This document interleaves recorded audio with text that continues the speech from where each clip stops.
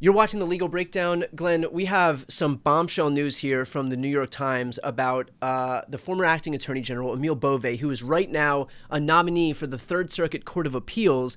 Can you explain what this report outlined that Emil Bove, when he was the acting attorney general, ordered the Department of Justice to do? Yeah, Brian, bombshell is exactly the right description of this one. So there is a DOJ lawyer named Erez Ruvini who was in court in the Abrego Garcia case, and what he just disclosed to the Inspector General at the Department of Justice and to the Senate Judiciary Committee, which is about to take up Emil Bove's nomination to the Third Circuit Federal Court of Appeals.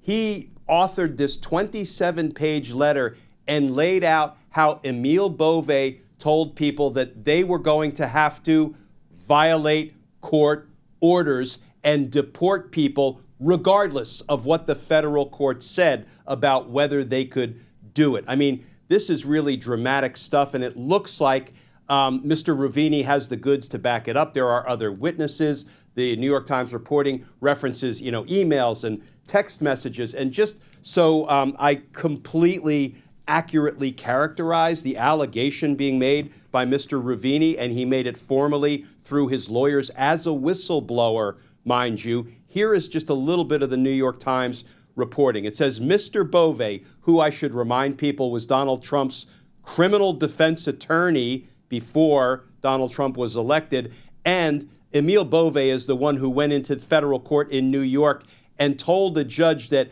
they want to dismiss Mayor Eric Adams' criminal case, not because Eric Adams didn't commit all kinds of public corruption crimes, but because they want Eric Adams to do political favors for Donald Trump, in essence. That's a quid pro quo, and that is sharply unethical conduct. Yes, that Emil Bove. The reporting is Bove stressed to all who were in attendance in a meeting involving these deportation matters that the planes needed to take off no matter what. And Mr. Bove said, that the possibility that a court order would enjoin, would stop those removals before they could be effectuated. Bove said DOJ would need to consider telling the courts, quote, fuck you, and ignore any such court orders. Mr. Ruvini perceived that others in the room looked stunned, and he observed awkward, nervous glances among people in the room. Silence overtook the room. Now, Mr. Ruvini is the one who went into court and honestly, truthfully, candidly, as he is required to do by the Code of Ethical Conducts for DOJ lawyers, he said that Abrego Garcia was mistakenly deported to El Salvador. And the Trump administration didn't like that. It was a sign of weakness in their estimation, even though it was the truth. And they basically ordered him to retract it. And in this 27-page letter, he says they wanted me to go into court and lie or put a lie in writing in a court filing.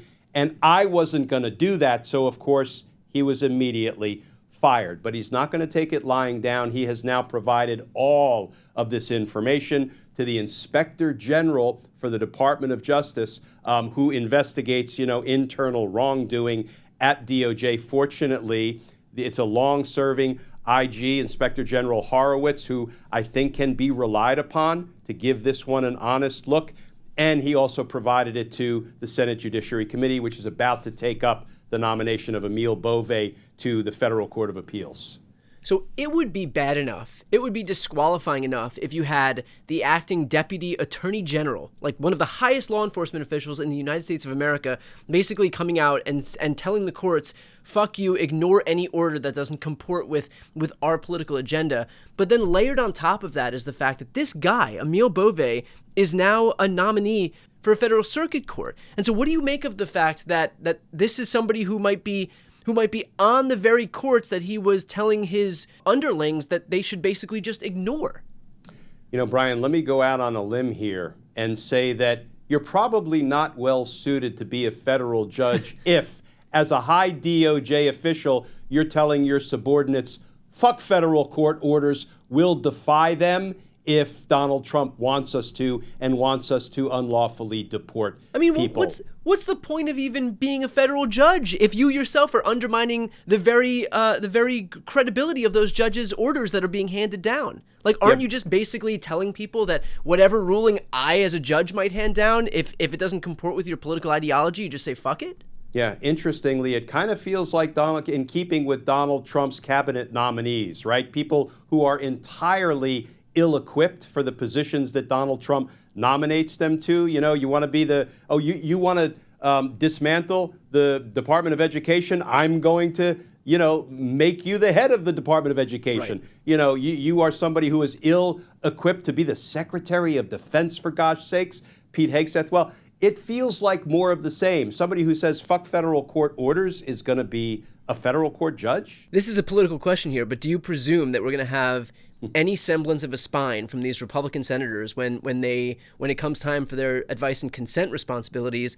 for them to recognize that this is somebody who has not just a lack of respect, but such glaring disdain for the judiciary that these are the kind of things he would say to those beneath him at the DOJ? Do you think any of these Republican senators are going to be moved by that? Or is it just that, Trump says jump, they say how high?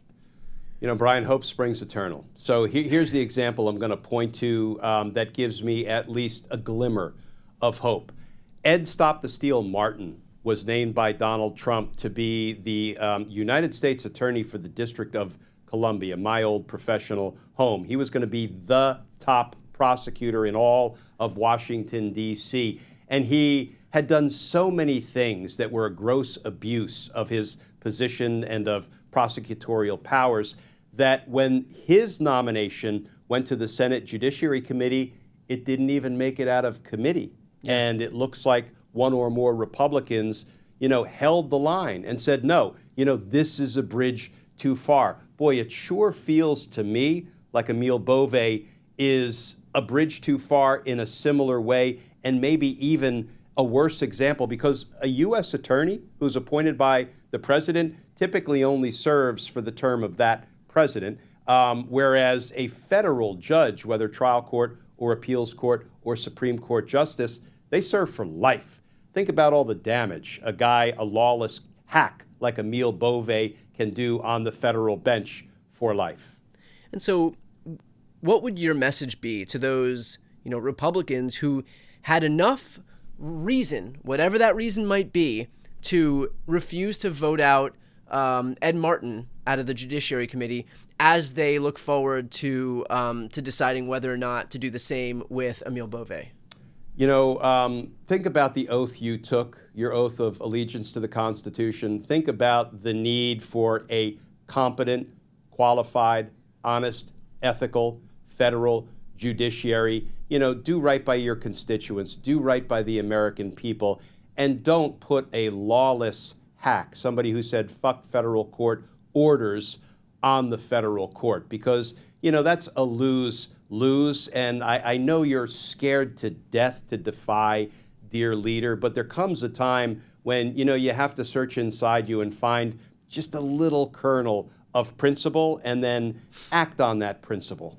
That's a tall order, telling these Republicans in the U.S. Senate to find a kernel of principle. I'm sure you get plenty of these Republican senators to be like, "Oh, challenge accepted." If you think that I'm not willing to do exactly that, you may be mistaken, sir. Well, we will, of course, stay on top of this as this nomination continues to move through. We'll cover this one in particular because, again, we cannot overstate the danger of having somebody like Emil Bove on the federal judiciary, not just for some temporary term, as was the case when he was the Deputy Attorney General, but for life, because that's what this term would be. And so just like we see someone like Judge Cannon and the damage that she could bring to the judiciary, having more people like her who are just so egregiously partisan, who basically just exist to serve as an extension of Donald Trump and the worst impulses of the MAGA GOP. Obviously, that can come back and bite anybody who's in the pro-democracy faction for the rest of his life, as long as he serves on the judiciary. So we will stay on top of this. For those who are watching, if you want to follow along, please make sure to subscribe. The links to both of our channels are right here on this screen. It's the best way to support our work and the best way to support independent media more broadly. I'm Brian Tyler Cohen. And I'm Glenn Kirshner. You're watching The Legal Breakdown.